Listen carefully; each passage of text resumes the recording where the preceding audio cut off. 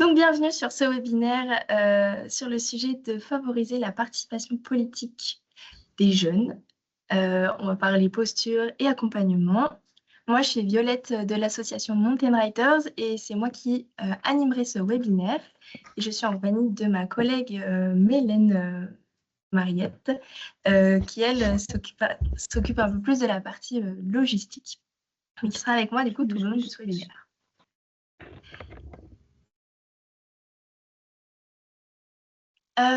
Je vous rappelle quelques principes pour que le webinaire se passe bien. Je vous invite à couper vos micros pendant la présentation et couper vos caméras. Alors, les intervenants, peut-être vous pouvez les laisser en... Comme ça, on peut on peut vous identifier. Le partage de la parole sera au centre des débats et ce webinaire sera enregistré pour un meilleur visionnage, enfin, un visionnage en replay, pardon. Ce webinaire, il s'inscrit dans une suite de webinaires qu'on fait à l'association. Il fait suite au webinaire de novembre sur lever les freins au changement qui était organisé par notre activité Flocon Vert. Et il précède notre prochain webinaire, donc, dont la date est encore à confirmer, mais qui serait normalement en janvier, sur la réduction des déchets à la source avec le domaine skiable de France. Donc, je ne sais pas si vous l'aurez compris, mais le but, c'est de faire un webinaire par mois, le jeudi, enfin, un jeudi, toujours sur ce créneau-là de 14h à 15h30, dans le but d'apporter de l'expertise sur les enjeux de transition en montagne, donc à travers nos différentes activités dont j'aurai l'occasion de vous reparler un peu plus tard, et de valoriser l'association et les initiatives engagées. Tous nos webinaires sont en replay sur notre chaîne YouTube, donc voilà.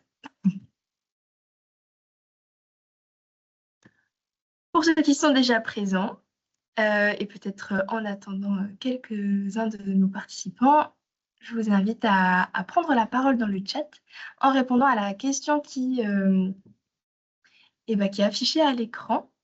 Selon vous, quel est le plus gros frein à la participation politique des jeunes? Est-ce que c'est le manque d'intérêt des jeunes, le manque d'accompagnement, le manque d'information? Et bien évidemment, si vous avez d'autres réponses, n'hésitez pas à les noter dans le chat.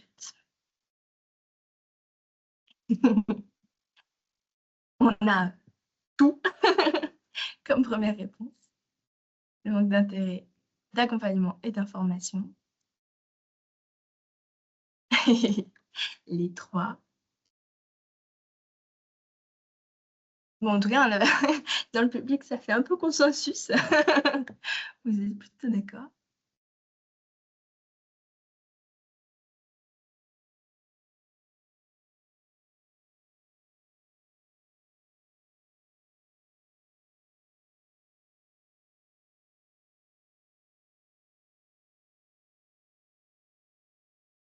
Alors, je garde en tête si jamais il y a d'autres réponses. Je vais passer à la suite. À propos du programme de ce webinaire, on va commencer par une présentation de l'association Mountain Riders et de ses missions. Puis, on aura un apport d'expérimentation, donc des intervenants qui vont partager leur expertise et leurs expériences sur le sujet, l'accompagnement à la participation politique des jeunes, et ce, à différentes échelles, vous verrez. Et on conclura par un temps d'échange pour soit questionner, soit apporter d'autres éléments qui vous tiennent à cœur. Pour commencer, donc Mountain Riders, on est une association d'éducation à la transition écologique. On va fêter nos 25 ans cette année. Nous cultivons la joie et le faire ensemble pour accompagner la mise en mouvement des territoires de montagne sur le chemin de la transition au service du vivant. Et il nous tient vraiment à cœur de sensibiliser sans moraliser et de travailler avec tous pour faire du changement une démarche positive autour d'alternatives concrètes. Ceci s'illustre à travers nos 4 grandes activités qui sont affichées à l'écran. Montagne zéro déchet, dont l'ambition est d'atteindre zéro déchet sauvage dans nos montagnes d'ici 2030 par la sensibilisation, la collecte et l'analyse, et enfin la réduction à la source. Le flocon vert, ou plutôt l'accompagnement à la labellisation flocon vert, dont le but est d'engager les destinations de montagne à structurer leur transition écologique. La formation à la transition pour outiller et mobiliser tous les acteurs de la montagne afin d'accélérer la transition écologique. Et enfin, l'éducation à la montagne pour sensibiliser et éduquer les pratiquants et le grand public à la protection des milieux naturels de montagne. C'est donc dans ce dernier volet que s'inscrit ce webinaire qu'on fait tourner, donc comme je le disais tout à l'heure, qu'on fait tourner nos webinaires sur toutes nos activités. Aujourd'hui, on aura 3 structures intervenantes. On va avoir donc ces 3 structures avec lesquelles nous sommes en lien avec des projets concrets. Donc tout d'abord, le département et plus précisément l'unité jeunesse du département avec Jamel Boucham et Émilie Levesque, ainsi que le centre social de la QCV avec Stéphanie Bergman. Donc nous avons des projets plutôt dans les activités éducation et formation. Et enfin, nous avons le plaisir d'accueillir Élodie Trublet de la mairie de Lens-en-Vercors, qui est un territoire flocon vert et avec lesquels nous avons donc un lien et des projets montagne zéro déchet.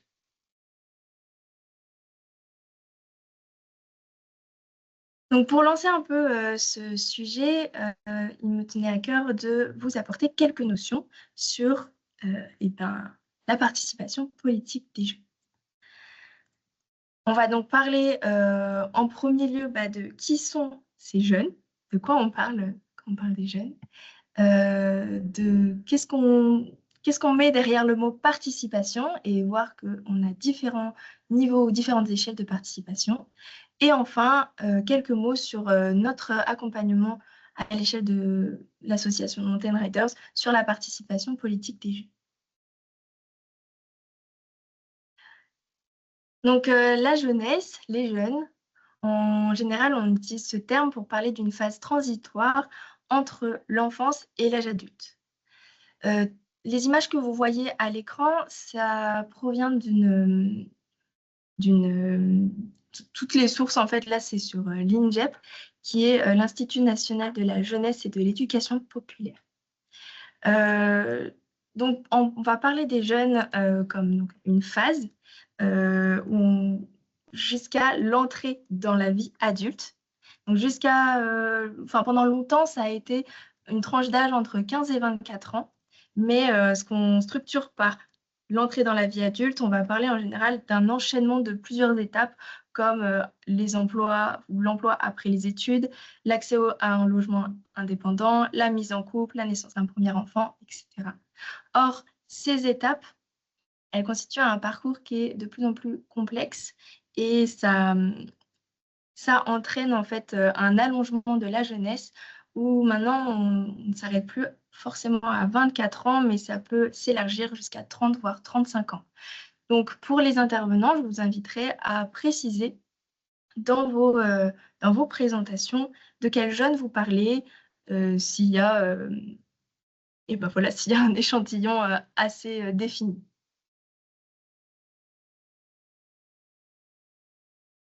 Au sujet de la participation, ce qu'on entend dans la participation politique des jeunes, ça renvoie en fait à la volonté d'intégrer et d'accompagner cette fraction de la population, donc les jeunes, dans les processus liés à la vie politique. C'est-à-dire l'organisation et l'exercice du pouvoir au sein de l'État, ainsi que dans ses déclinaisons territoriales, la région, le département, la commune. Et parfois, on utilise aussi ce terme pour parler à l'échelle d'une structure, par exemple un collège, une association, un lycée, etc., via les délégués, les éco-délégués, par exemple. Je vous ai mis à l'écran un extrait d'un document publié par le FREN, le Réseau français d'éducation à la nature et à l'environnement, que je trouvais vraiment joli pour définir un peu la participation. Et j'ai mis également en valeur 2 illustrations, une officielle et une simplifiée de l'échelle de la participation de Sherry Arnstein, pardon. Sherry Arnstein, c'est une sociologue américaine qui a mis en lumière que derrière la participation, en fait, il se regroupe tout un éventail de relations entre le pouvoir et les participants ou les citoyens. Et donc, c'est à travers... en fait, pareil que tout à l'heure, je vais demander aux participants d'essayer de situer leur projet selon, selon quel niveau de participation ils arrivent à engager votre public. Enfin, pour parler un peu plus de nous, notre accompagnement à la participation politique des jeunes, je vous ai regroupé un peu tout dans 3 grosses bulles. Tout d'abord, nous, notre posture d'accompagnement, c'est beaucoup de l'écoute, quelque chose autour du sensible, que ce soit le fait d'emmener les jeunes dans la nature. C'est vraiment une entrée aussi pour parler d'engagement et de ce qui nous, ce qui concerne, qu'est-ce qui touche. Donc, avec ça, on le relie beaucoup à tout ce qui va être intelligence émotionnelle. Et toutes nos approches, en général, on va essayer d'apporter des clés pour encourager le débat, l'écoute, tout ce qui est dynamique de vivre ensemble et passage à l'action. Des éco-gestes à une éco-citoyenneté, ça va être aussi dans nos postures avec nos publics et à travers l'ensemble de nos activités. Au départ, avec Mountain Riders, on était surtout dans le partage de bonnes pratiques, les éco-gestes. Et aujourd'hui, on entre toujours par cette entrée-là de bonnes pratiques d'éco-gestes, mais pas seulement, on l'a vraiment généralisé à la prise en compte de l'environnement en tant que citoyen engagé. Et enfin, comment ça s'intègre, nous, dans les projets? Et là, j'ai parlé aussi de nos partenaires parce que si on accompagne parfois des publics ponctuellement ou même sur le long terme tout seul, j'ai envie de dire, en général, on n'avance pas tout seul dans l'assaut et on est souvent avec des partenaires comme ceux qui ont bien voulu répondre à l'invitation pour partager vos expériences, vos expertises. Nous sommes présents en fait avec le département sur l'activité du CDJ, ils auront l'occasion de vous en parler. Des chantiers éco-citoyens avec le centre social de la QCV, mais aussi il y a d'autres activités comme Flocon Vert ou avec Montagne Zéro Déchet. On va valoriser ou encourager la mise en place d'instances jeunesse comme il y a à l'Anse-en-Vercors et plein d'autres choses, mais c'est surtout eux que je voulais mettre à l'honneur aujourd'hui. Et donc, ça fait un bon lien. J'ai vu que Jamel et Émilie venaient d'arriver. Je vais vous passer la main donc pour nous apporter, vous, votre éclairage des initiatives existantes en Savoie. Bonjour, du coup, désolé pour le retard. Donc moi, je suis Jamel, je suis responsable jeunesse au département. Du coup, nous, on vous parle d'où? On vous parle de la Savoie, du département de la Savoie. Et ce qui est vraiment important de voir, c'est que de comprendre, c'est que le département de la Savoie a initié depuis 1997 une politique jeunesse. Et on est sur une politique facultative, non obligatoire pour un département. Ça, c'est important de le souligner. Et c'était vraiment pour favoriser en fait la place des jeunes sur l'ensemble des territoires savoyards, que ce soit en milieu rural ou urbain. La Savoie, en matière de jeunesse, c'est important de rappeler un peu le contexte et quelques chiffres. C'est une population d'un peu plus de 440 000 habitants et une population de 11-25 ans qui est de l'ordre de 74 000 jeunes, 74 000 587 jeunes. Donc, c'est 17% de la population. On est plus ou moins sur les chiffres au niveau national. Ce qui est important de savoir, c'est que notre politique jeunesse, elle se déploie sur le territoire. C'est un animateur pour 247 jeunes. C'est important d'avoir cette donnée aujourd'hui, notamment les 11-15 ans. Et cette politique jeunesse sur les 11-15 ans, c'est pratiquement 4 jeunes sur 10 qui en bénéficient sur le département de la Savoie. Cette politique jeunesse, elle se déploie à travers un enjeu que vous voyez autour de la considération de tous les jeunes. Ensuite, 5 objectifs qui sont vraiment les objectifs du département, qui sont évalués, qui sont à suivre. C'est 5 objectifs: accompagner, soutenir, affirmer, animer, valoriser. Ça, c'est ce qui nous anime au quotidien au niveau du département. Et puis ensuite, il y a les 3 orientations qui sont là plus pour les territoires et dans le cadre de nos contrats. Et ça, c'est important, c'est-à-dire que nous signons des contrats avec l'ensemble des territoires savoyards. En fait, un contrat territorial jeunesse, vous avez les quelques chiffres sous les yeux. Aujourd'hui, c'est 28 contrats sur le département de la Savoie. Tous les territoires sont concernés, il n'y a pas de zone blanche. C'est 37 structures. Alors, il y a plus de structures que de contrats pour la bonne et simple raison, c'est qu'en fait, nous signons avec des collectivités, mais quelques collectivités en fait délèguent leur politique jeunesse, la mise en œuvre à des associations. C'est une enveloppe budgétaire d'un peu plus de 800 000 euros. On consacre une enveloppe budgétaire à la coordination sur ces territoires, avoir des référents qui animent, qui pilotent cette politique jeunesse pour le territoire. Et vous voyez, c'est 200 actions, un peu plus de 200 actions qui sont accompagnées sur l'ensemble du département de la Savoie. Donc aujourd'hui, effectivement, on pourra parler ensuite du conseil départemental jeune, mais si ça c'est possible, c'est parce qu'en fait, depuis le lancement de sa politique jeunesse, le département de la Savoie anime un réseau à destination des professionnels jeunesse. Aujourd'hui, c'est un réseau d'à peu près, ça représente 150 pros à peu près, donc on parle bien d'animateurs professionnels permanents qui sont issus des structures jeunesse de l'ensemble du territoire. Et on peut être amené à leur proposer différentes actions. C'est-à-dire que nous, équipe jeunesse, notre rôle, c'est d'être en veille sur les sujets un peu bouillants, brûlants du moment, et essayer de les transformer en temps d'échange de pratiques ou en temps de formation et autres. Donc là, vous avez quelques exemples. On a pu travailler sur la question de l'évaluation, la santé, des parcours culturels. Et c'est à peu près 35 rencontres qui sont proposées durant l'année. Donc, c'est assez actif par rapport aux différents temps qu'on peut proposer. Voilà pour la politique jeunesse en quelques mots. Donc, il faut vraiment retenir ces politiques facultatives depuis 1997.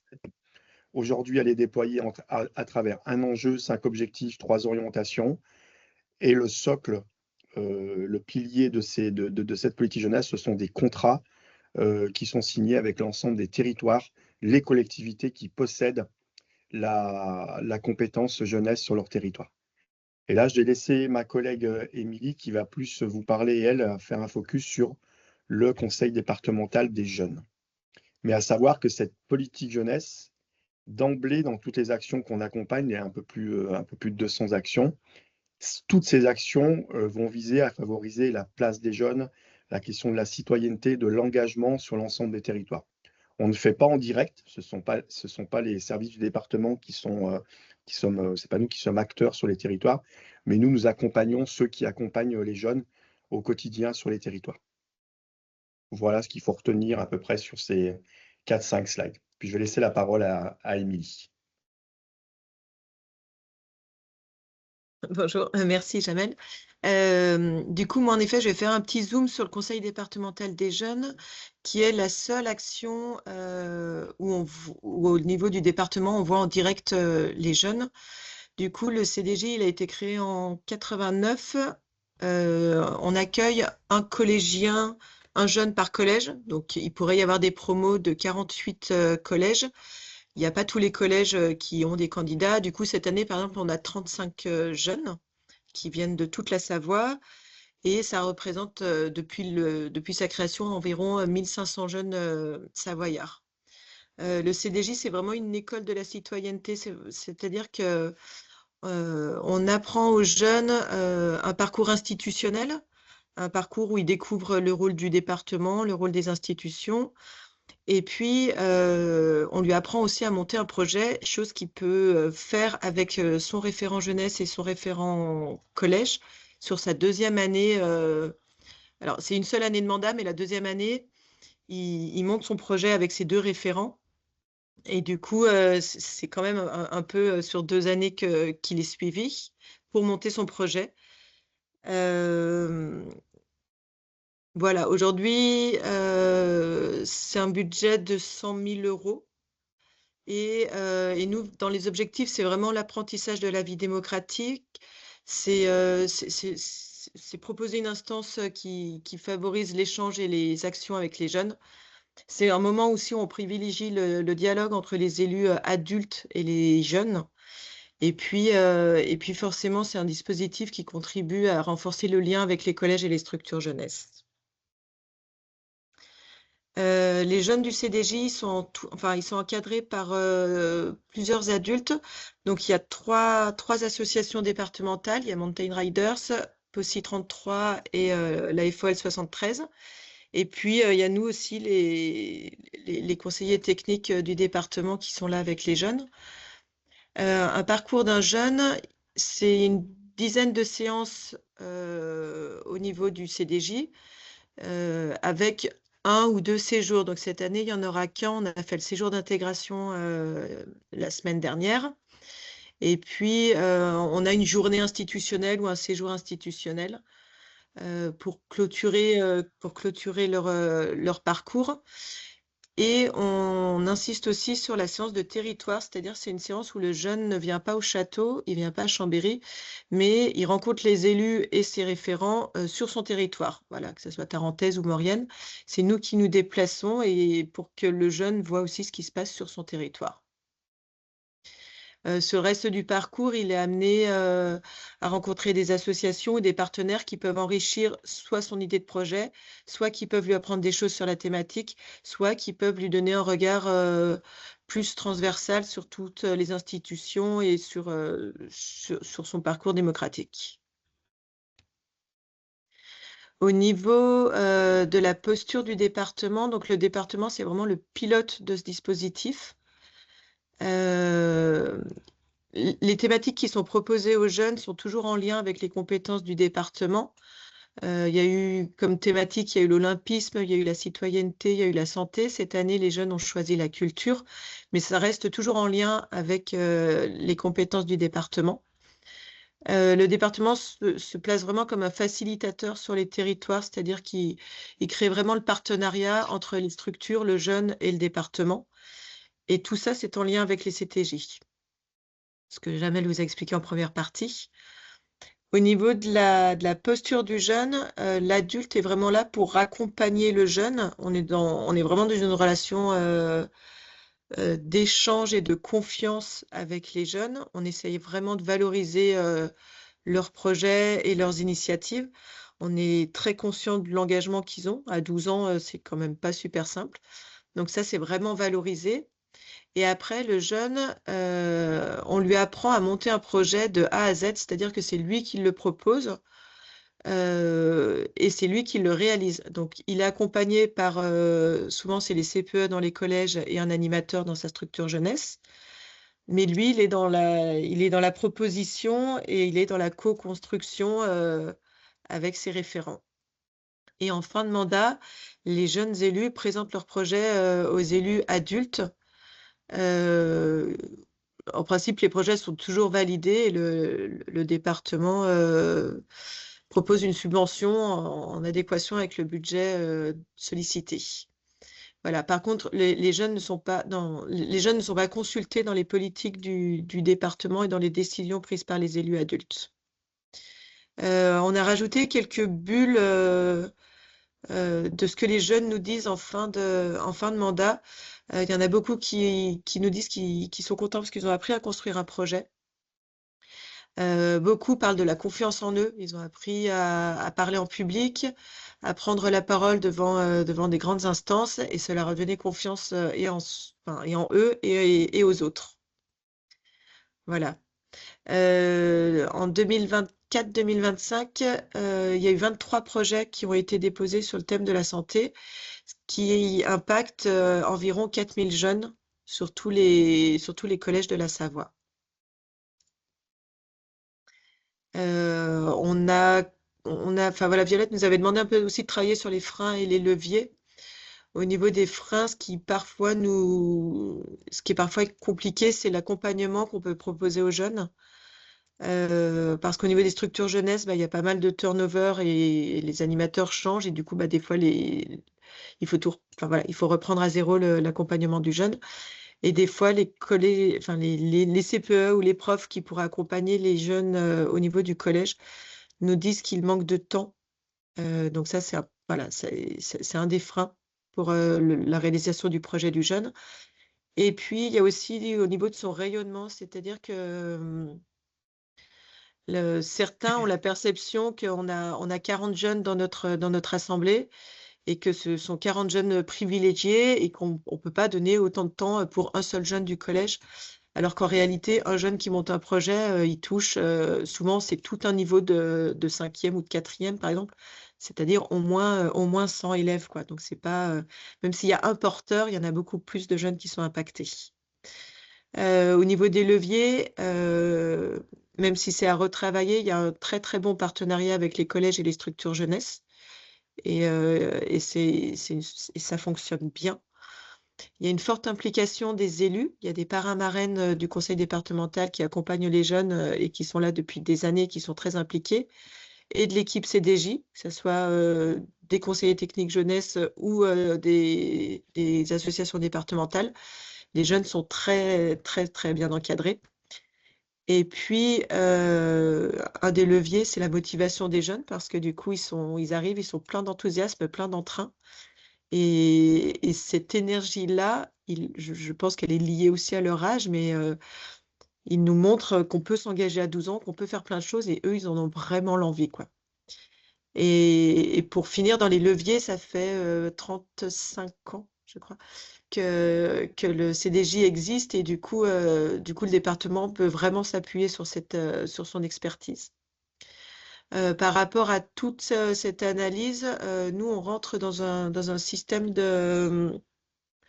une réflexion pour imaginer un nouveau CDJ, pour voir un peu ce qu'on peut améliorer parce que du coup, tous les 5-6 ans, le département se dit que c'est chouette de se renouveler un petit peu et puis de s'adapter aux nouveaux jeunes. Et du coup, tous les 5-6 ans, il y a un nouveau cycle qui commence. Et du coup, pour la rentrée 2026, on va imaginer des petites modifications dans le fonctionnement du CDJ pour le rendre encore meilleur. Voilà. Merci Émilie et merci Jamel. Je vous laisse encore juste la main sur le diapo. Oui, pardon, je parlais que c'était clair. En fait, du coup, moi, j'ai Alors. mis l'annonce sur le site service. Merci. Pardon pour cette interruption. Du coup, je vous laisse encore un peu la main sur votre diapo. Là, il y a une question dans le chat, un peu direct, que vous pouvez peut-être répondre directement. Et voilà. Et ensuite, on laissera du temps à la fin de ce webinaire pour échanger un peu plus globalement. Il y avait une question sur le budget.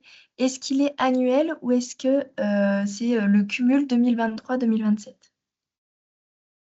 Qui a présenté tout à l'heure Jamel. Ah oui. Sur le budget qu'a présenté Jamel tout à l'heure. Le budget des politiques jeunesse ou le budget du CDJ? Quand la question a été posée, on n'avait pas encore parlé du CDJ, donc c'est jeunesse. D'accord. Oui, alors du coup, très bonne question. Donc c'est un budget annuel, à savoir que c'est à peu près notre budget annuel, il est un peu plus d'1 million d'euros. Là, ce qu'on vous a présenté, c'est dans le cadre des contrats. Et c'est des contrats pluriannuels de 5 ans. Et donc, du coup, c'est 1 million d'euros par an. Voilà. Donc, sur la durée d'un contrat, quand une structure Si on prend l'exemple d'une structure qui aurait une subvention de 25 000 €, elle aurait 5 fois cette somme sur la durée du contrat. Donc là, on est bien sur un budget annuel et pas sur la durée des contrats. Je ne sais pas si j'ai répondu à la question. Oui, je pense que oui. Et il y a des questions plus pour toi, Émilie, sur le CDJ. Il y a une question sur des exemples concrets de projets portés par les jeunes et je pense que tu peux aussi préciser l'âge des CDJ. Ah oui. Du coup, au niveau de l'âge des CDJ, ce sont c'est des jeunes, ils ont 12 ans, ils sont en 5e. Donc, ils ont 13 ans dans l'année. Et au niveau des projets, donc si je prends l'année dernière, par exemple, c'était la thématique de la santé. Il y a une jeune qui a proposé de faire un parcours en vélo et à chaque arrêt, il y a un stand qui présente alors soit un dispositif, enfin, soit quelqu'un qui fait un peu du bien-être, là c'était du yoga par exemple, après il y a un stand sur la déchetterie, un stand sur les gestes de premier secours. Elle fait son projet dans les Bauges. Il y en a un autre jeune qui a fait un projet contre les préjugés. Du coup, ils ont banalisé une journée au collège pour faire, avec plein d'intervenants différents, stop aux préjugés. Donc, tous les préjugés qu'on peut avoir qui soient liés à l'âge, au sexe. Est-ce que si on est un garçon, faire du tricot, c'est ridicule? Est-ce que la gymnastique et la danse, c'est que pour les filles? Est-ce que les noirs courent plus vite? Enfin voilà, et il part de préjugés. Et en fait, il va faire intervenir soit des copains, soit des associations, soit des intervenants extérieurs pour casser ces préjugés-là. Il y en a pas mal qui proposaient aussi de former au moins au moins les délégués aux gestes de premier secours. Qu'est-ce qu'il y a eu d'autre? Il y a eu 2 collèges qui proposent de faire des cours en extérieur, de faire les cours dehors. Voilà. Donc, ils ont plein d'idées très différentes autour de la santé. Merci. S'il y a d'autres remarques ou de questions, je vous inviterai à attendre du coup la fin de ce webinaire pour échanger. Merci encore, Jamel et Émilie. Ouais. On va pouvoir passer à la suite. Ah ouais. Avec donc là, on était sur une échelle plutôt donc départementale. On va affiner un petit peu en continuant sur un territoire un peu plus restreint à l'échelle de la commune et celle de Lens-en-Vercors avec Élodie. Élodie, donc je te laisse la main pour nous partager tes expériences et expertises. Merci Violette. Est-ce que du coup, je vais partager mon écran sur ça? Est-ce que c'est bon? Très bien. Parfait. Donc du coup, moi, je vous présente le conseil municipal des jeunes de la commune de Lens-en-Vercors. Donc Lens-en-Vercors, c'est une commune de 2800 habitants au-dessus de Grenoble, donc en Isère. On change de département cette fois. Et alors, attendez, parce que je fais juste une petite truc comme ça. Voilà, pour que ce soit plus clair. Donc, du coup, nous, on est sur un deuxième mandat d'adulte qui propose le conseil municipal des jeunes. Ça a démarré en 2016 sur une volonté du premier mandat du mandat actuel. Donc de 2016 à 2020, c'était plutôt piloté uniquement par l'élu enfance-jeunesse et les jeunes se répartissaient sur différentes commissions. Et depuis 2021, du coup, on est 2, donc moi-même, qui suis technicienne à la mairie de Lens-en-Vercors, et l'élu enfance-jeunesse, et on ne fonctionne pas en commission, mais en projet. Donc, juste pour vous donner un exemple, au tout départ, les projets du tout premier mandat, donc en 2016, c'était une journée à Paris pour découvrir les institutions citoyennes, donc l'Assemblée nationale et le Sénat. Ils ont fait un concours des maisons fleuries, ils participent aux commémorations de la commune et ils ont inauguré le centre culturel Le Cairn et le Ball, qui est un terrain pour faire du skateboard et du BMX. Ça, c'était le premier mandat. Aujourd'hui, on a 17 jeunes entre 9 et 15 ans, donc du CM2 à la première. C'est le 5e mandat pour les plus âgés, donc la 5e année, et le premier pour les plus jeunes. En fait, pourquoi il y en a qui sont à leur 5e mandat? C'est parce que nous, on fonctionne sans élection. Le CMJ fonctionne, en fait, on arrive quand on veut dans l'année et on repart quand on veut. Donc, pour arriver, il faut faire une petite lettre de motivation. Et quand on s'y retrouve plus en tant que jeune, on envoie un petit texto et on dit bah, c'est bon, j'arrête le CMJ. L'idée, c'est que les jeunes s'engagent quand même à être présents à au moins 2 commémorations dans l'année et 2 projets. Pour formaliser tout ça, ils signent une charte en début d'année scolaire et on fait une foire au projet sur la première réunion qui se tient le mardi soir. En 2021, donc les premiers projets qui ont été réalisés quand moi j'étais présente, ils ont démarré sur un concours des maisons décorées à Noël. Donc là, c'était de leur propre initiative. C'était eux qui ont eu envie de le faire. Ils ont relancé la journée éco-citoyenne qui n'existait plus depuis des années et ils ont changé le format. Donc, c'était à la journée avec des associations partenaires et un éco-village qui venait proposer du coup des animations en plus du ramassage Mountain Riders. On a enclenché le début du projet Week-end à Paris, parce que quand les nouveaux jeunes sont arrivés, ils ont dit bah, nous, une journée à Paris, ça ne nous convient pas, on veut faire un week-end. On a dit bah, ok, mais la mairie, elle finance l'aller-retour en train et l'hôtel, mais si vous voulez faire des choses là-bas, il va falloir trouver des sous. Et c'est là qu'en fait, ça a démarré en mode projet plus, parce que ben, pour trouver des sous, il fallait faire des choses. Au début, ils écrivaient des articles dans le bulletin municipal sur proposition des élus. Il y a eu le début du projet de rénovation de l'abri de Fontfroide, qui était à l'initiative, une idée du Parc naturel régional du Vercors. Tous les ans, on les fait rencontrer, les anciens de la FNACA, donc c'est les anciens combattants, pour comprendre l'utilité des commémorations. Ça, c'est un souhait des élus. Ils participent également au marché de Noël avec un stand qui tiennent, eux, toute la journée. Et ça a permis de financer une grande partie de leur week-end à Paris. Et ils ont participé aussi à une fresque du climat qui était proposée par une intervenante qui était une jeune en études sur la commune. Donc ça, déjà, c'était la première année. Et depuis, donc de 2021 à aujourd'hui, donc effectivement, ils ont fait leur week-end à Paris. On a mis 3 ans à l'organiser. On est parti une semaine à Saint-Donat, parce qu'on est jumelé avec Saint-Donat au Québec, et on a accueilli les Donatiens. Là, il a fallu 2 ans d'organisation. On a fait un week-end à Strasbourg avec les plus grands, 8 mois d'organisation pour aller visiter le Parlement européen. C'était dans la continuité du week-end à Paris. On a inauguré l'abri de Fontfroide, ça a mis 4 ans. Ils en sont à leur 5e marché de Noël, leur 4e journée éco-citoyenne. Ils participent au vœu du maire aussi, où ils parlent quand même devant 150 personnes.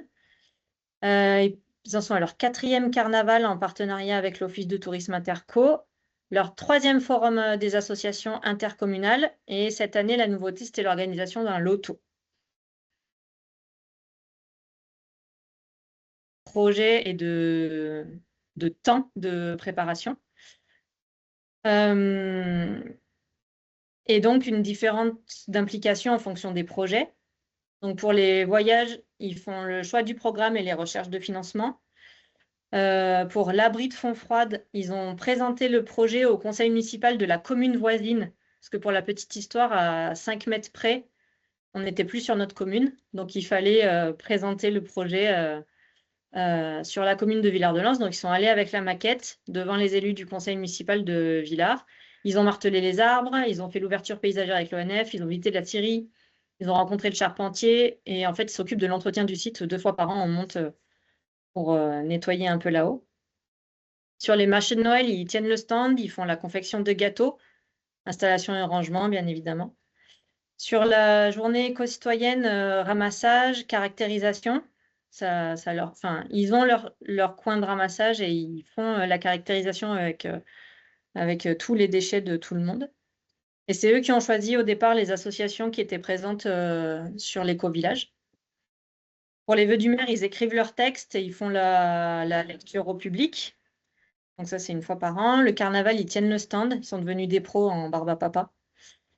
Et sur le forum Interco, ils tiennent une buvette avec les autres CMJ du territoire, parce que du coup, on est sur une Interco de 12 700 habitants. Et il y a 4 autres CMJ, en sachant que celui de Lens, c'est le plus ancien. Et pour le loto, ils sont allés chercher les lots, ils ont fait l'animation sur place, ils ont tenu la buvette, installation, rangement, etc. On est vraiment on parlait d'implication des jeunes tout à l'heure. Là, je pense qu'on on est pas mal en termes d'implication. Et alors, cette année, les projets, donc à leur initiative, enfin, cette année et celles qui vont arriver, parce que en fait, nous, on ne fait pas les projets sur un an à Lens-en-Vercors. Cette année, on est orienté pêche. Pourquoi? Parce que les nouveaux qui sont arrivés l'année dernière, c'est des petits pêcheurs. Et ils sont à fond dans la pêche. Donc là, ils vont participer à l'Assemblée générale de l'association de pêche. Ils vont participer au nettoyage des rivières. Ils proposent eux-mêmes un safari truite à destination uniquement des enfants. C'était très important pour eux.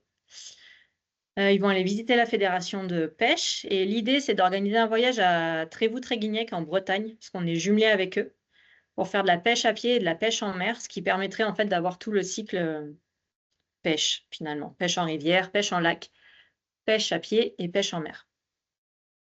On va ramener les plus jeunes qui ne sont pas partis à Paris, avec, pareil, c'est eux qui vont construire leur programme. Les seules choses obligatoires, c'est les institutions citoyennes. Ils veulent reconduire la journée éco-citoyenne et ils reconduisent leur participation au carnaval. Et ensuite, les projets proposés par la commune, alors là, on est en année d'élection municipale, donc on va essayer qu'ils soient présents pour observer le déroulé des élections. Et on va inaugurer aussi, on a des mares pédagogiques qu'on a fait sur un site pas très loin du village. Donc l'idée, c'est de faire l'inauguration. Les évolutions, du coup, entre 2016 et aujourd'hui, c'est qu'au départ, il y avait 6 jeunes. Aujourd'hui, il y en a 17 et j'en récupère une nouvelle en janvier, donc ce sera 18. Au départ, il n'y avait que des collégiens, il n'y avait qu'un seul groupe. Aujourd'hui, ça va du CM2 à la première, donc j'ai fait 2 groupes. Parce qu'à 18 jeunes, en fait, c'est juste pas possible.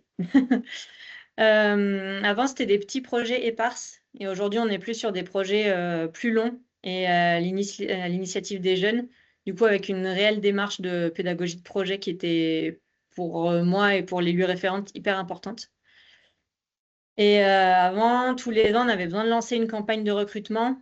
Et aujourd'hui, c'est le bouche à oreille qui fonctionne le plus. Souvent, ils arrivent par 2 parce qu'il y avait déjà des copains qui étaient là, etc., etc. Aujourd'hui, la petite analyse que j'en fais, c'est qu'effectivement, il y en a qui sont en leur 5e année de CMJ. Pourquoi ils restent? Parce que la majorité des projets, c'est eux qui les mènent. Donc, même si ça prend du temps, en fait, ils ont envie d'aller jusqu'au bout. Et pour les plus grands, ils continuent à être présents parce qu'ils aident aussi la réalisation des projets des plus jeunes. Et ça, on trouve que c'est assez chouette en termes d'entraide et de solidarité. Et ils ont une réelle implication dans la vie citoyenne de la commune parce qu'en fait, on les voit partout. Ils apprennent malgré tout, ils n'en sont pas conscients, mais à travailler en réseau et en partenariat parce qu'en fait, la journée éco-citoyenne, ils travaillent avec des associations, ils travaillent avec l'Office du tourisme. Là, ils sont allés voir l'entièreté des commerçants pour avoir des lots pour leur loto, etc., etc. Et en fait, la posture des adultes accompagnants là-dessus, elle est hyper importante parce que c'est aussi leur laisser la place d'aller tester des trucs, voir si ça marche, si ça marche pas. Les maisons décorées à Noël, ils l'ont fait une année. Et la deuxième année, ils ont dit non, mais en fait, en termes de sobriété énergétique, c'est quand même tout pourri ce concours. On va faire un concours de bonhomme de neige. Bon, il se trouvait que cette année-là, il n'y avait pas de neige, mais enfin, je trouve aussi que la dynamique, elle est pas mal. Et il y en a certains qui s'en servent en parcours citoyen et c'est valorisé dans leur cursus scolaire au niveau de l'oral de 3e pour le brevet. Ce qui manque un peu aujourd'hui, ce que je souhaiterais valoriser à plus ou moins long terme, c'est les compétences acquises. Parce que voilà, en troisième, seconde, première, etc., ils vont commencer à faire des CV. Et en fait, mine de rien, en 4 ans de CMJ, ils apprennent plein de choses. Et je trouve que ça serait chouette de les valoriser dans des savoir-être, savoir-faire ou des savoirs tout court. Voilà. Vu que j'étais en plein écran, je n'ai pas vu s'il y avait des questions, mais j'y retourne. Merci beaucoup, Élodie. Oui, trop chouette. Moi, je découvre aussi ce dispositif et je trouve ça vraiment chouette. Il y a une question, il y a un commentaire dans le chat actuellement qui demande une idée du montant que donne la collectivité pour les projets des jeunes. Ce commentaire mentionne aussi un très grand bravo pour tout ça et leur fidélité, c'est génial. Ouais. Alors, le budget, il est variable parce que du coup, ça dépend des projets. Pour vous donner une idée, pour le voyage à Saint-Donat, qui a été quand même notre plus gros budget parce qu'on en a eu pour 8 000 €, il me semble, pour faire partir 7 jeunes et 3 adultes au Québec. La commune a donné 5 000 €, donc presque la moitié du budget, mais ensuite, ils ont pris 1 000 € dans leur cagnotte qu'ils ont cumulé grâce à toutes les buvettes qu'ils font depuis des années. Les familles, ça leur a coûté uniquement 100 €. Donc, pour une semaine au Québec, ils s'en sont plutôt bien sortis. Et on a eu une aide du département grâce au dispositif Coup de pouce jeunes en misère, qui leur a donné 2 000 €. Et on a eu aussi un concours du comité de jumelage qui a complété la suite. Après, sur des années standards, j'ai envie de dire, entre guillemets, ça ne coûte pas grand-chose à part les goûters du mardi soir. Parce que le voyage à Paris, typiquement, on ne le fait pas tous les ans. Et aujourd'hui, ils ont une cagnotte qui s'élève à plus de 3 500 € grâce à leur loto, grâce au marché de Noël, grâce aux buvettes qui tiennent assez régulièrement. Et en fait, ils se bougent pour avoir des fonds pour pouvoir réaliser leurs projets. Donc, c'est vraiment chouette d'avoir cette dynamique-là. Mais oui, en gros, pour un CMJ à 17, ça, c'est dur pour moi de donner une fourchette de prime. J'ai envie de dire 2 000 € par an parce que plus ou moins quand il y a les gros projets. Voilà. Merci pour cette réponse. Je trouve que tu as été bien claire. Tu as un autre commentaire qui dit un petit applaudissement et très chouettes actions. Et une autre question sur la fréquence des rencontres. Est-ce que c'est tous Alors, les on mardis? on se voit une fois par mois. Les réunions officielles ont lieu une fois par mois. Donc, je vais chercher les CM2 à 4h30 au portail à l'école, jusqu'à 5h30 où ils sont récupérés par les parents. Et à 5h30, j'ai tout le bus qui arrive, collégiens et lycéens, devant la mairie. Et donc, je les tiens de 5h30 à 18h30. Donc ça, c'est une fois par mois. Et après, on se voit, là, on a un week-end anniversaire du village ce week-end. Ils seront là pour donner un coup de main. On se voit aux commémorations. On se voit sur tous les projets qu'ils mènent. Qu'en fait, on se voit très régulièrement. Mais la réunion officielle, elle est un mardi par mois. Super, et ben merci beaucoup. S'il y a des dernières questions, parce que Élodie ne sera pas avec nous sur le temps d'échange, car elle a des impératifs, je vous invite à les poser dans la conversation. Et je vais passer la main directement à Stéphanie du Centre social de l'AQCV pour terminer ces échanges avec donc, notre dernière intervenante. Alors, juste du coup, je vous laisse parce qu'effectivement, je pars en codev de flocons verts, donc je suis vraiment désolée. Mais je regarderai la fin parce que je suis intéressée aussi par ce que fait Stéphanie, bien évidemment. Merci beaucoup. Merci à toi, à bientôt. Au revoir. Ok. Du coup, bonjour à tous et toutes. Donc moi je suis Stéphanie, je travaille pour le centre social AQCV. Donc on a pas mal d'actions à présenter. J'ai essayé de restreindre un petit peu au côté plutôt engagement politique des jeunes. Donc juste petit tour d'horizon pour ceux qui ne connaissent pas les centres sociaux en général et peut-être aussi celui de la QCV. Donc les centres sociaux ont surtout 3 principaux objets et un peu entrées.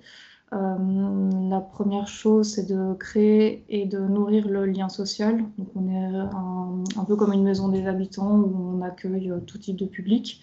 Et l'enjeu est de les accueillir, de faciliter le relationnel, de pouvoir proposer aussi des activités à vocation éducative, sociale et culturelle. Ces activités sont souvent aussi elles-mêmes proposées par des habitants du quartier centre-ville de Chambéry, dans notre cas. On propose aussi d'animer le débat démocratique. Et le dernier volet, c'est tout ce qui est accompagnement et mobilisation des habitants.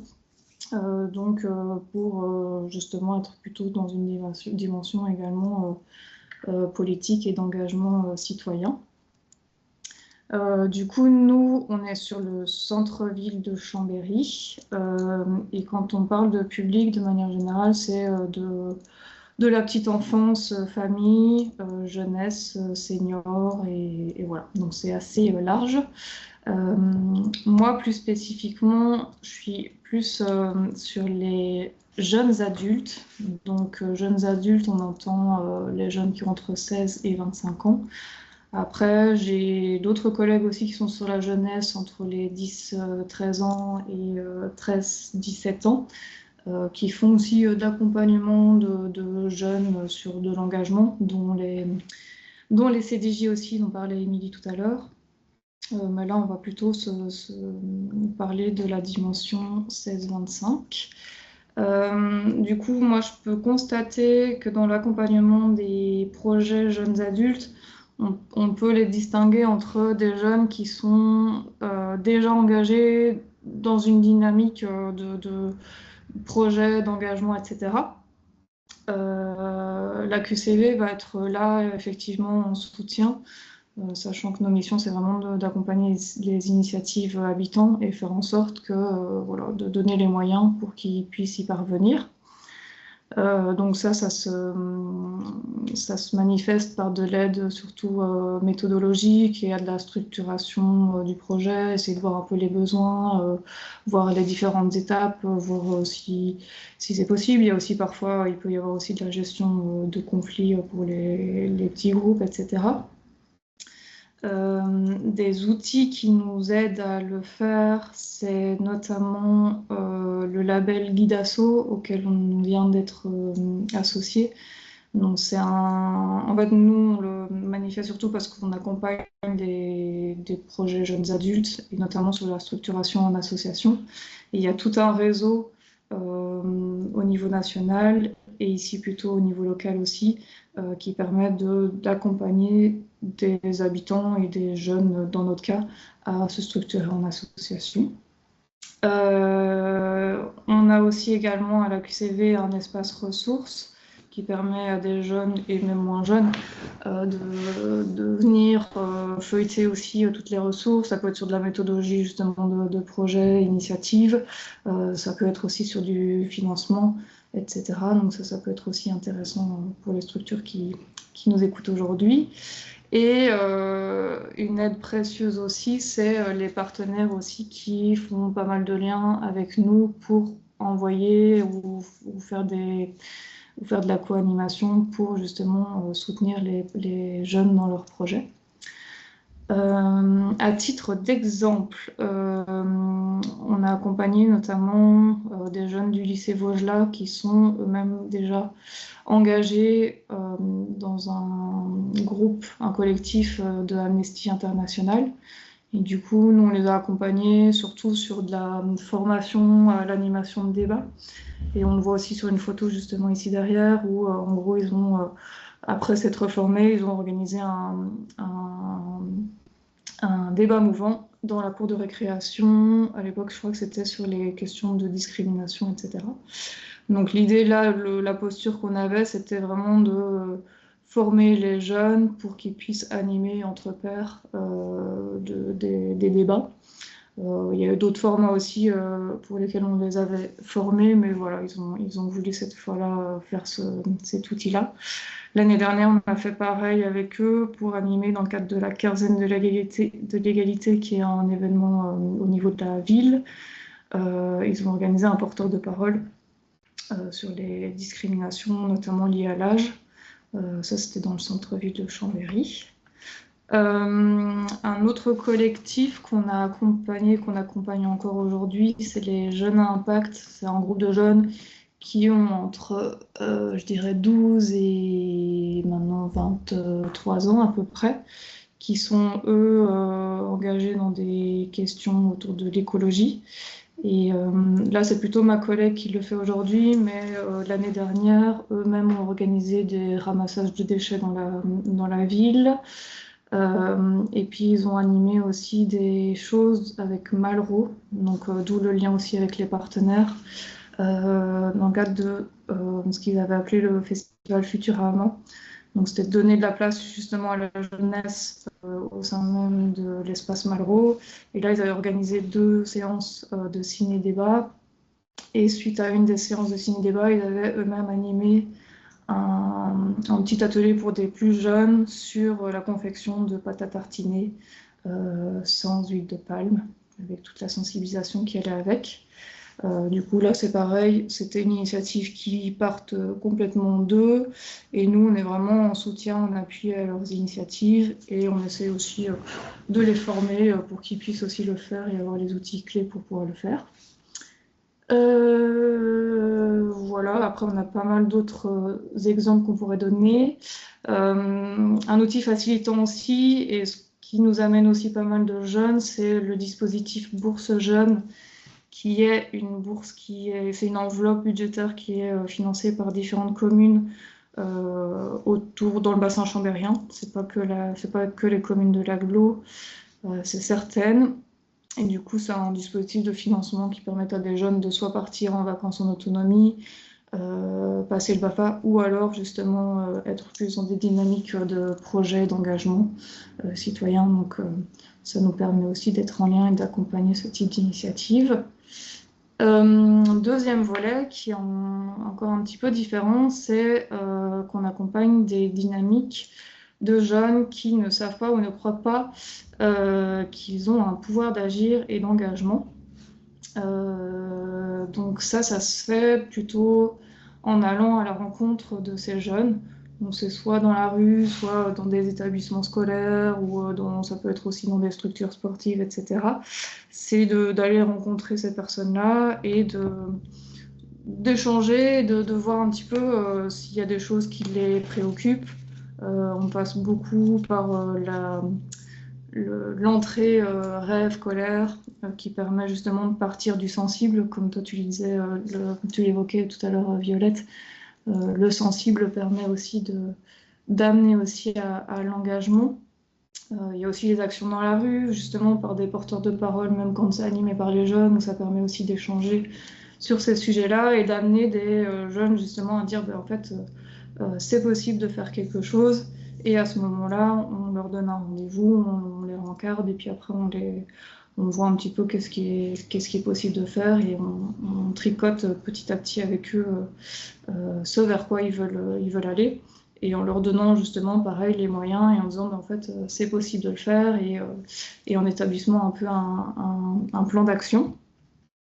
Le lien au partenaire, il est aussi précieux là-dedans, parce qu'en fait on n'est pas en huis clos, et qu'il y a pas mal de choses qui peuvent avoir il y a plein de choses qui peuvent se faire aussi en partenariat avec d'autres structures, et c'est vraiment précieux aussi de pouvoir le faire.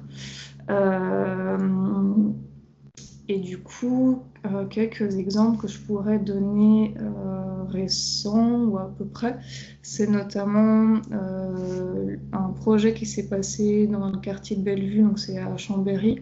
Ça, c'était il y a quelques années. C'était des jeunes qui sont, eux, pour le coup, ils sont venus nous rencontrer en disant qu'ils avaient pas mal de problématiques, où ils traînaient pas mal dans les cages d'escalier, etc. Du coup, ça faisait de la nuisance pour les habitants, etc. Et ils souhaitaient avoir un lieu pour se retrouver. En décortiquant et en les rencontrant quelquefois aussi, il y avait cette problématique de se dire dans notre quartier, il ne se passe rien. Avant, il se passait des choses, mais maintenant, il n'y a plus rien. Et pour nos petits frères, nos petites sœurs et tout ça, on ne veut pas cet avenir-là, on veut pas vivre, on veut pas leur faire vivre ce que nous-mêmes, on a déjà vécu. Et du coup, ça manque un peu de dynamique dans le quartier, ça manque de commerces locaux, etc.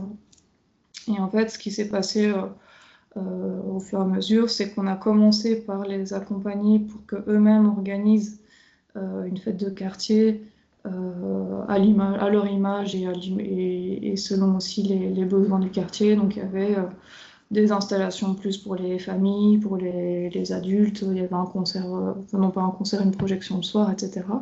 Et c'est eux-mêmes de A à Z qui l'avaient organisé. Et par la suite, ça a été aussi de faire rencontrer les élus de la ville de Chambéry pour faire le lien par rapport à leur demande aussi de volonté d'avoir un local. Du coup, ça s'est fait. Ils l'ont eu pendant quelques mois. Et après, ça s'est un peu complexifié parce qu'il y avait des problèmes de clés. Bon, il y avait aussi des jeunes qui fumaient à l'intérieur. Enfin, ils ne respectaient pas forcément tout le cadre qui avait été donné. Et nous, on voulait leur donner aussi une certaine autonomie, ce qui a été un petit peu plus compliqué que prévu. Et du coup, pour l'instant, c'est un peu en stand-by. Et sinon, un autre exemple que je voulais donner, oui, c'est assez récemment aussi là, que j'accompagne plus des anciens MNA, donc mineurs non accompagnés, qui aujourd'hui se montent en association pour pouvoir accompagner d'autres, là pour le coup c'est des Ivoiriens, d'autres Ivoiriens qui sont aussi en MNA, donc en foyer, etc., sur leur installation ici à Chambéry, sur du suivi administratif, etc. Et du coup, pareil, moi je les accompagne sur leurs projets pour se structurer en association, pour essayer de voir un peu comment est-ce qu'ils peuvent gagner en méthodologie, pour se faire du lien avec aussi des associations qui sont aussi dans le coin, d'autres jeunes, etc. Voilà. Et puis, je voulais terminer aussi avec une initiative qui, elle, est portée par plusieurs structures et qui a été initialement créée par une association qui s'appelle Equitaz. C'est l'Assemblée libre des jeunes. Je ne sais pas si vous connaissez. Souvent, c'est aussi connu sous le nom des Parlements libres des jeunes. En fait, c'est une initiative qui existe depuis 2013, je crois. Et c'est parti du constat que les jeunes sont la population qui est souvent sous-représentée dans les décisions politiques et les plus précarisées. Partant de ce constat-là, l'association Equitaz a voulu les rassembler pour qu'ils puissent évoquer justement leurs préoccupations et pour pouvoir agir dessus. Et faire derrière aussi de la revendication, du plaidoyer, etc. Et l'idée, c'est que sur un week-end, bon, le nombre de jeunes, ça varie, mais ici en Savoie, c'est une 50aine de jeunes qui se retrouvent, qui viennent de milieux et de structures différentes, parce que là, pareil, on est quand même pas mal associés avec différentes structures, pour partir de leurs préoccupations et après créer des sous-groupes thématiques où eux-mêmes décryptent une problématique, une situation concrète aussi vécue par eux, pour après essayer de proposer des actions concrètes et agir dessus. Là, l'enjeu pour la prochaine édition, c'est réellement aussi de pouvoir déjà le verbaliser et puis pouvoir accompagner derrière ce week-end-là, parce que souvent on perd un peu les jeunes à la suite parce qu'ils sont déjà bien occupés avec plein de choses, etc. Et du coup, on les suit pas tout le temps derrière, faute de temps et de dispo de chacun. Et là, l'enjeu, ça va être d'essayer de créer réellement un noyau qui va pouvoir réellement être dans une action concrète et politique qui les concerne de nouveau. Du coup, pour cette année, En fait, on n'est pas seul à porter. Ici en Savoie, c'est porté majoritairement par la Fédé des centres sociaux. Et à ça s'ajoute aussi la DMJC, il y a la FEV qui a déjà participé, l'Unicité, la MJC ici de Chambéry, la sauvegarde, le dispositif YOLO, donc qui est associé à l'E2C notamment, le foyer jeunes travailleurs, et voilà à peu près, si j'en oublie pas. Et voilà, je ne sais pas si je suis claire par rapport à ces dispositifs-là. Sinon, il y aura des questions par la suite, je ne les vois pas non plus. Oui, peut-être les thématiques qui ressortent des assemblées libres des jeunes ou qui sont déjà ressorties. Ça peut être intéressant. Il y a eu pas mal de préoccupations sur la recherche du travail ou sur les questions d'orientation. Il y a eu des groupes qui se sont faits sur tout ce qui était entrepreneuriat. Il y avait des choses l'année dernière sur les questions de dignité. Il y avait des choses autour du développement durable, des violences sexistes et sexuelles.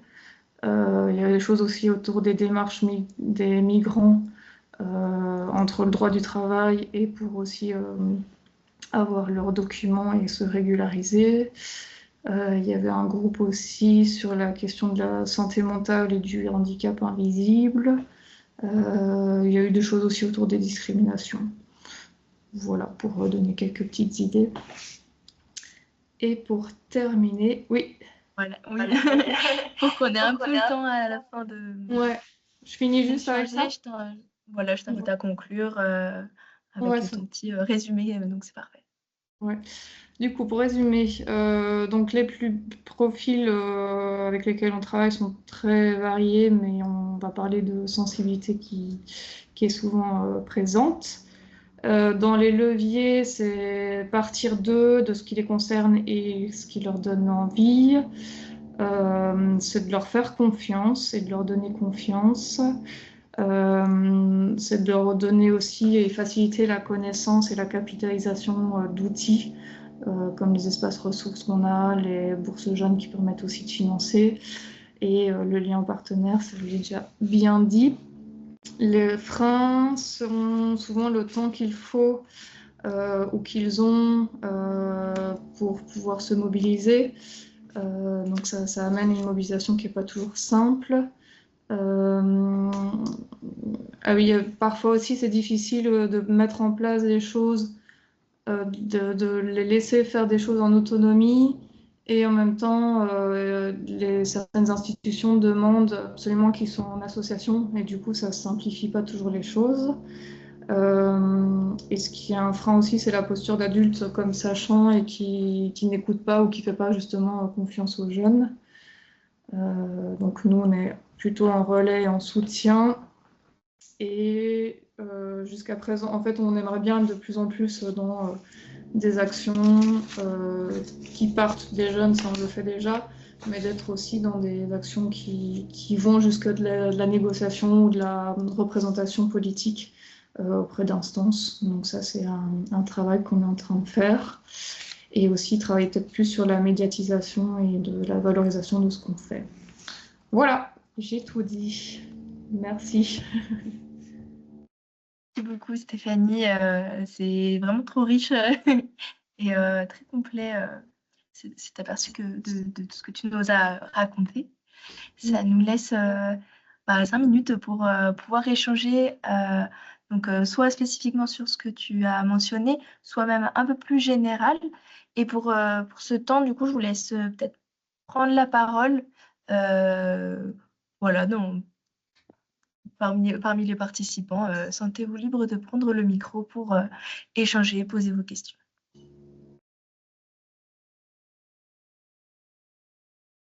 Je veux bien. Moi, je vais poser une dernière question. Bonjour, je suis Christelle.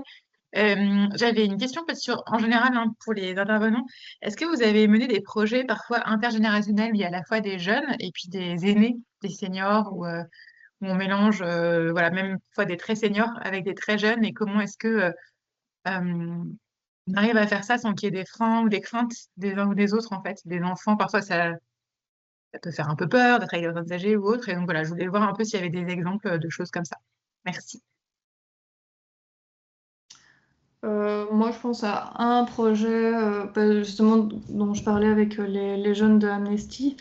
L'année dernière, quand on a fait justement le porteur de parole, je ne l'ai peut-être pas dit quand je l'ai présenté, mais on a autant formé des jeunes que des seniors à cette dynamique-là. Surtout que c'était pour traiter des questions d'inégalité, notamment autour de l'âge. Et c'était assez intéressant parce que ça permettait de croiser, de changer aussi le regard sur la jeunesse par rapport à leur implication, sur l'engagement, etc. Parce qu'il y a quand même pas mal d'idées préconçues là-dessus. Et à l'inverse aussi, il y a des jeunes d'être plus en lien avec des seniors et de se dire, en fait, le public ancien n'est pas un seul public. Et du coup, c'était assez intéressant. Je ne sais pas si ça répond à ta question, Christelle, mais voilà un peu un Si, merci beaucoup. Voilà.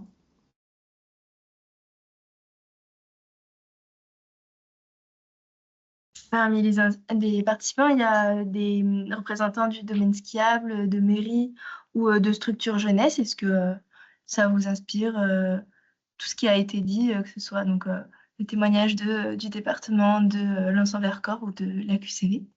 Ou est-ce que ça vous fait écho à des choses mises en place ou que vous aurez souhaité mettre en place?